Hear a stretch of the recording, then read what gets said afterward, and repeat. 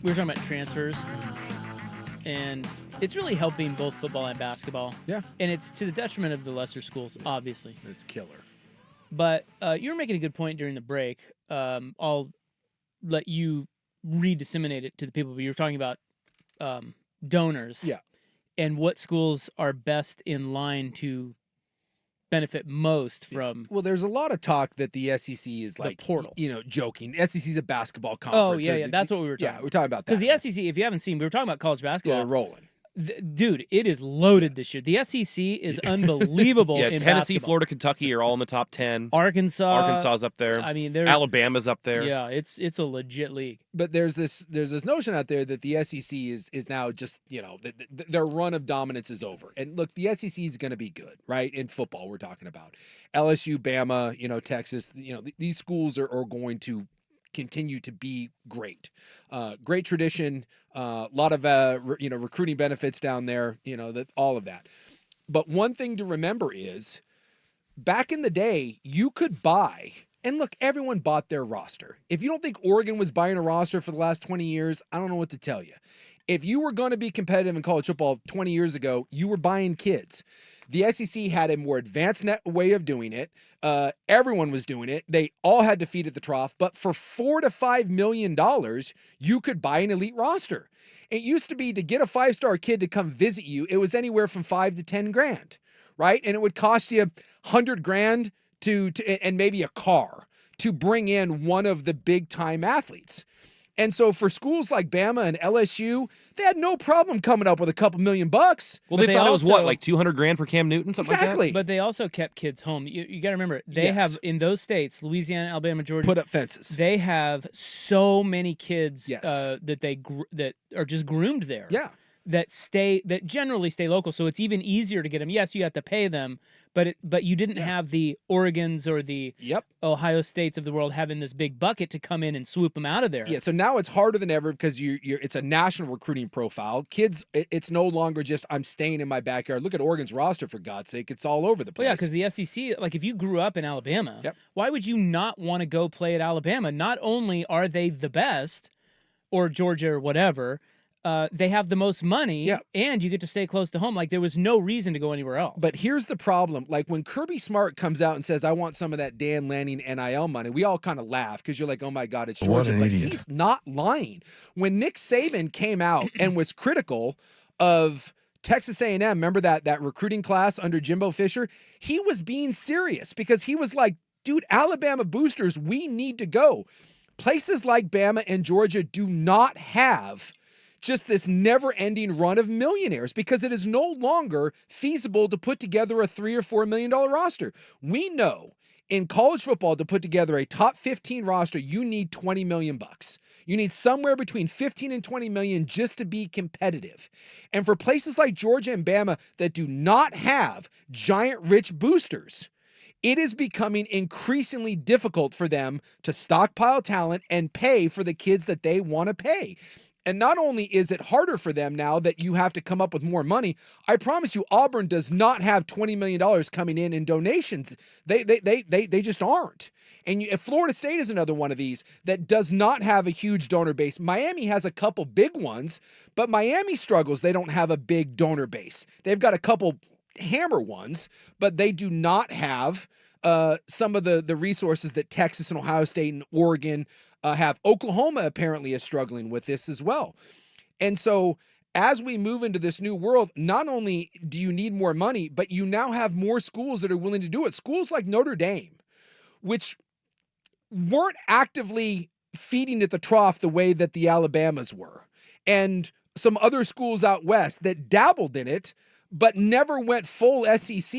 You've now opened it up to where every school can do it. And some of these schools, in fact, how about that? BYU just landed the #1 prospect in the country, the #1 NBA guy for next year, because they were paying $7 million for him. They got a bunch of money. They got a bunch of money. The Mormons. The Mormons have money. Well, and the other one is SMU. SMU.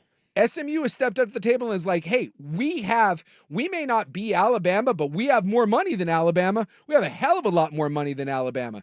So you now have more schools with more resources entering the fray at a higher clip. And I do think it is going to be harder and harder for some of the traditional SEC powers that maybe have smaller donors that used to just be frenzy guys. Remember the main guy at Alabama was like, he was like a car guy, and I think he had some relation to like Bear Bryant. He was like Bear Bryant's like grandson or something. And he was a millionaire, but he wasn't Phil Knight. He wasn't the SMU billionaires. To piggyback off of that, you know what's really wild? You got me to thinking. Phil Knight, of course, Oregon is one of these too. Like, I mean, if you say Oregon, BYU, SMU, uniquely positioned with just their donor base and the situation that they're in to really feast in this new environment. Notre Dame too. Notre Dame. I don't know who else you would throw in there. But what's really wild, if you just keep it in the state of Oregon, is two of the richest men in the country. One of them is a graduate of Oregon. Yep. And the other is a graduate from Oregon State. Oregon State. The problem is the Oregon State guy is a computer dork who doesn't give a rip about sports, the NVIDIA guy, and Phil Knight is like Mr. Sports and dumped a lot of resources into his football program. Isn't that a kick in the pants if you're an Oregon State fan? Yeah. It's like, because what you're talking about, Oregon State doesn't have that in spades, but they do have one dude they have a Phil Knight. They could solve that problem tomorrow if somebody wanted to. He doesn't give a rip. Yeah. And I asked Scott Barnes, we had Scott Barnes on not too long ago, and I asked him about that. Did you ever, if you looked into I'm like, hey, dude, what are you doing with this guy? Like, does he care about sports? Do you talk to this? And he, he danced around it. Like, I don't, as a matter of fact, because I think he has donated to the school, like, in small amounts. The engineering program and everything, but not sports. But what's he worth? The NVIDIA's, it just hit an all-time high. Like, the guy's worth. I think he's worth more than Phil Knight. Yeah, I think he is too. Yeah. I forget his name. But Jensen Huang. Yeah, he doesn't give a rip about sports. And Barnes, punted on the question, but I really want to know how much they've tried to get into that guy's pocket. Yeah. $126 billion. Yeah.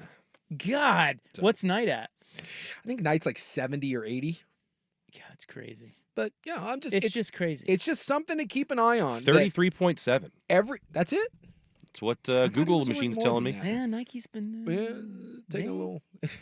But just all of these SEC schools, when you hear their coaches, and you've heard this from Lane Kiffin, you've heard it from Kirby Smart, you've heard it from Nick Saban. Ooh, what about Stanford? If you got it, do they care?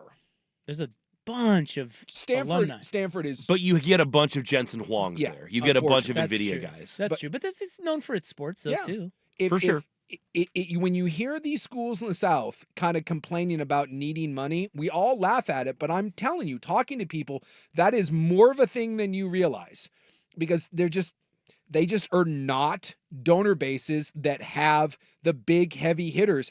If you ask me again, who is poised, if this is what really ends up being the future of college football, just keep an eye on SMU.